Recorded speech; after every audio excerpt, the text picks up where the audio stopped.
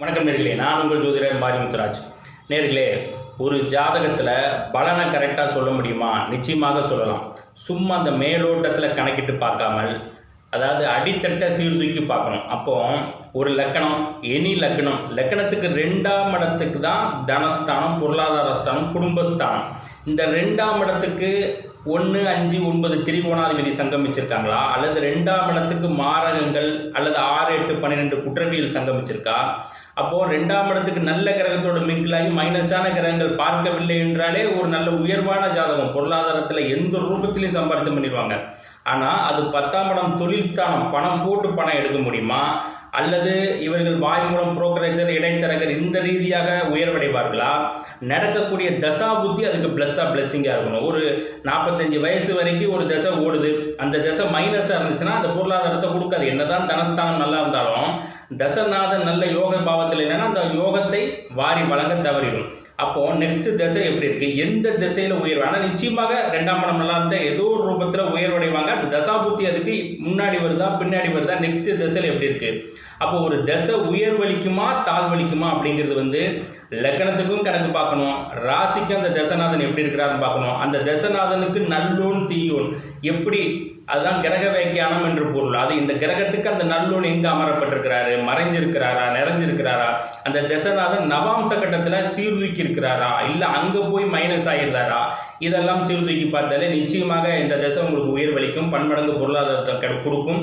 எந்த ரூபத்தில் பணம் போட்டு செய்யலாமா, அல்லது புரோக்கரேஜர், இடைத்தரகர், கமிஷன் ரீதியாக உயர்வடைவீர்களாங்கிறது அங்கேயே திண்ணம் எழுதப்பட்டிருக்கு. இல்லை வேலை வாய்ப்பு ரீதியாக நல்ல ஒரு லக்ஸரியான ஒரு வேலை வாய்ப்பில் சம்பள உயர்வுகள் எப்போ கிடைக்கும், பதவி உயர்வுகள் எப்போ கிடைக்கும், எல்லாமே எழுதப்பட்ட விதி தான் நண்பர்களே.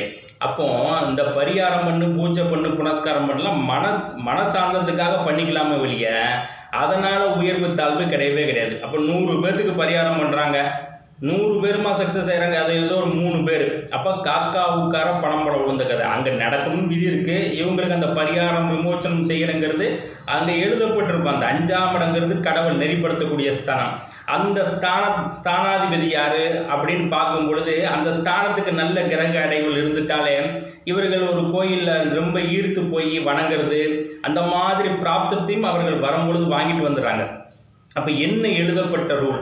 அப்போ லக்னாதிபதி எப்படி இருக்காரு, எந்த ஜாதகத்தையும் கணக்கிட்டு பார்க்கும்போது லக்னாதிபதி வலுவாக இருக்கிறாரா, என்ன யோக பாவத்தில் இருக்குது, எப்போ கிடைக்குது. அப்போ திருமண பந்தங்கிறது முதல் தாரம், இளைய தாரம், அதெல்லாம் அங்கே எழுதப்பட்டிருக்கு. யாருக்கு ஃபர்ஸ்ட் லைஃப் நிற்கும், யாருக்கு செகண்ட் லைஃப் விடுவோம், யாருக்கு கள்ள தொடர்பு ரீதியாக அதில் போய் மைனஸ் யார் அடைவாங்க, இதெல்லாமே எழுதப்பட்டு தான் பேட்ச் பேட்சாக அதை அந்த கிரகத்தின் ரீதியாக அடைச்சி வச்சிருக்கு.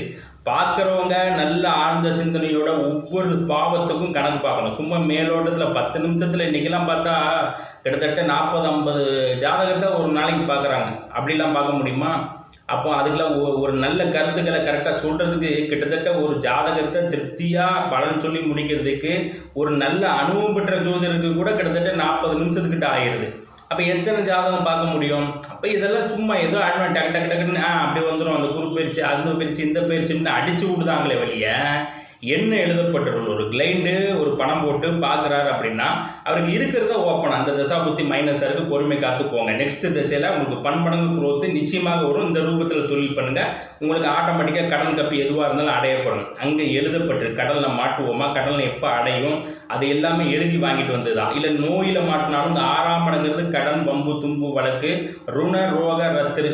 அப்போ உங்களுக்கு அந்த நோய்களை கொடுக்கக்கூடியது அந்த ஸ்தானம் தான். அப்போ எதுலையாவது உள்ள மாட்டை வச்சு அந்த பணத்தை மைனஸ் பண்ணுது. நோய்க்கு போயிட்டாலும் ஆஸ்பத்திரி போனாலும் பணத்தை தானே விரயம் பண்ணுறோம். அப்போ பொருளாதார சிக்கல் அங்கே வருது இல்லையா?